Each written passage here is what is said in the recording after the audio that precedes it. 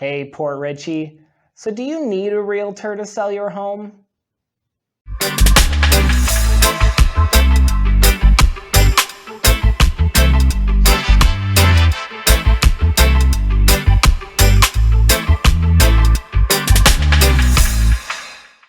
This is Keith with Remax Champions, Port Richey, Florida. As a seller, you have many options, but here are your main three. Sell your home yourself, using one of those discount brokers, and a full-service broker. Each of those options has many different options within them, so I'll just touch a bit on each, give you my opinion. And now, of course, this is only my opinion, based here working in the Tampa market. If you're in a different market or area, you'll want to speak to somebody more local for their opinion. Now first, let's go over trying to sell your house yourself. Now, I can understand and respect a person wanting to take on such a big job as selling their home themselves. It's definitely no easy task. If this is something you're considering doing, I would strongly recommend that you consider speaking to a lawyer that specializes in this field. They'll most likely charge you for their time, but they'll give you a good idea of the do's and don'ts, things that you should do and things that you should stay away from. Now, you're going to want to read all of those legal contracts carefully. Everything is fairly detailed and pretty specific, and you want to make sure you know what you're signing. Also, you're going to want to get a good idea of the current real estate market that you're in. Understand all the current market conditions. This is something normally that a realtor would be able to help you with, but when you're thinking about selling on your own, it'll be hard to get a good conversation going with someone, a professional that's not intending to be paid for their services. Generally, the public doesn't have access to the recently sold data, expired listings, or even terminated listings. You might see what homes have actually sold for or were listed for, but some of these other sides of it that you're not quite sure of may be a little bit better to paint the picture. They're used for a realtor to really paint a specialized plan for how to best sell your home on your specific needs. One very real risk is leaving money on the table as well as a seller. Now, if you decide to sell yourself and you find a buyer that's working with a real estate agent, that doesn't necessarily mean that they're going to pay fair market value for the house. That real estate professional is paid to work for the individual client solely. And in the case of a buyer's agent, that means getting the house for their client at the lowest possible price. You want to be armed with at least as much information as the other side. You definitely don't want to have less information than the other side, and you want to have some confidence in your pricing.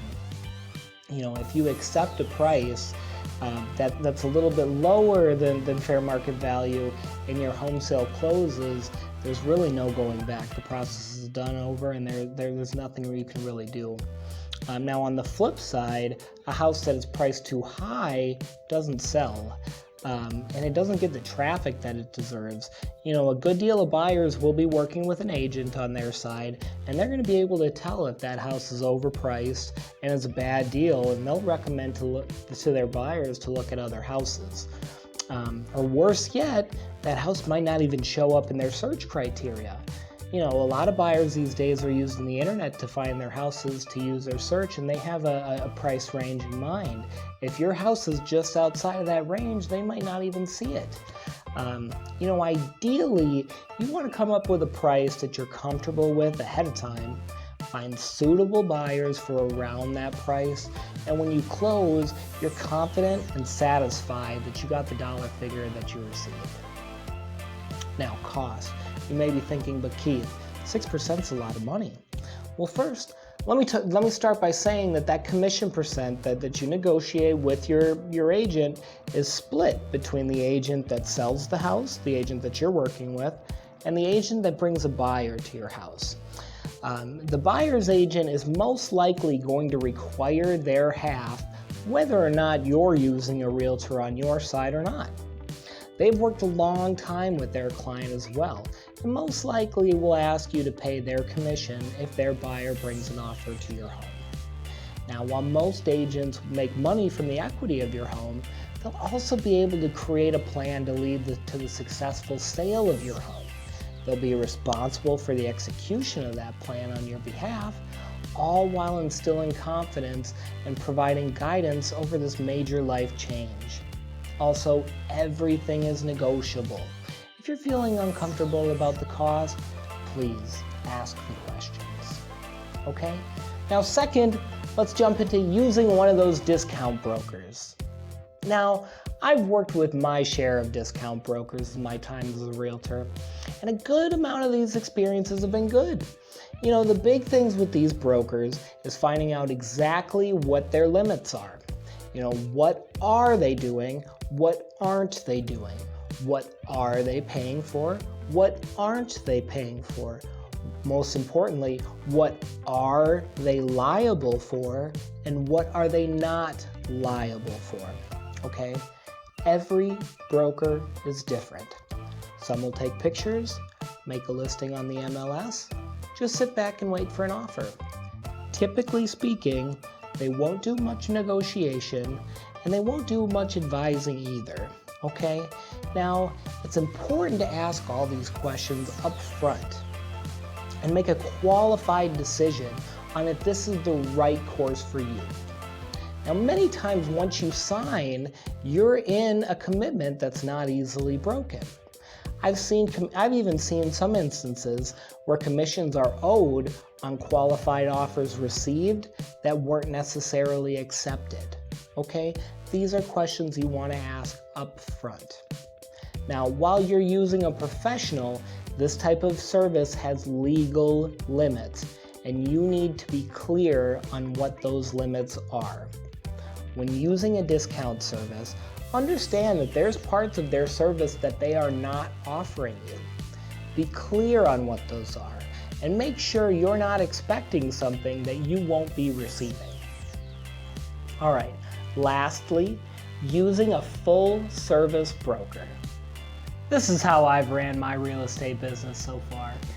I come from a small Midwestern vacation town, so taking care of people is what I know. A full-service brokerage is kind of like it sounds, it's full service. We're going to take on all the legal paperwork for you, and we carry the liability insurance to protect you in case of an issue. Now, each full-service brokerage is different, but as far as for myself, I offer professional photography, professional videos, professional marketing materials. Your listing is going to be on all the major sites, Zillow, Realtor.com, all of them. And I'll personally walk you through all the major paperwork so that you have a good understanding of what it is that you're signing. I'll also go through all the fees up front with you so that you're not surprised on closing day with the check that you're receiving. I'll make sure I detail all those out for you. And when problems arise, you're going to have a solution-oriented project manager on your team to guide you on how to best navigate those issues. And most of all, I'll make sure that your personal goals are all going to be accomplished. Maybe you're selling and buying and need the two to line up. Maybe you're downsizing and you need to sell some of your personal items. Whatever it is, you have someone here local on your side with many contacts, and that does this over and over again each year. When working with me, I'm going to take time to learn your personal circumstances. I'm going to spend the time getting to know you and your family so that I can tailor my process to exactly what it is that you're needing and give you the best overall experience possible. Sometimes potential issues arise, and a good professional will see those issues coming ahead of time. And oftentimes, those issues create an additional negotiation period. And if these things can be seen early, they can be dealt with to avoid potential headaches, delays, and worse, cancel deals. So to sum up, full-service broker will take on much of the liability in handling the legal paperwork, all while creating a smooth journey throughout for the client. Hopefully this will provide plenty of peace of mind through the process and confidence after that you've received the best possible amount that you could. I hope you've gained some understanding here on the options that you have as a seller. I always encourage buyers and sellers to at least interview a couple realtors. You want to find someone that you're comfortable with, confident in, and someone that you can trust will be able to get the job done for you. And as always, my name's Keith Mathias here with Remax Champions in Port Richey. If you have any questions, if there's anything I can help with throughout your journey, please don't hesitate to reach out. My phone number is 727-753-8588, and my email is keith@keithmre.com. All right, thanks for watching. Consider subscribing to my channel. There's a lot of good information, and I'm constantly coming up with new stuff here in the Tampa area. Thanks again for watching. Have a great day now.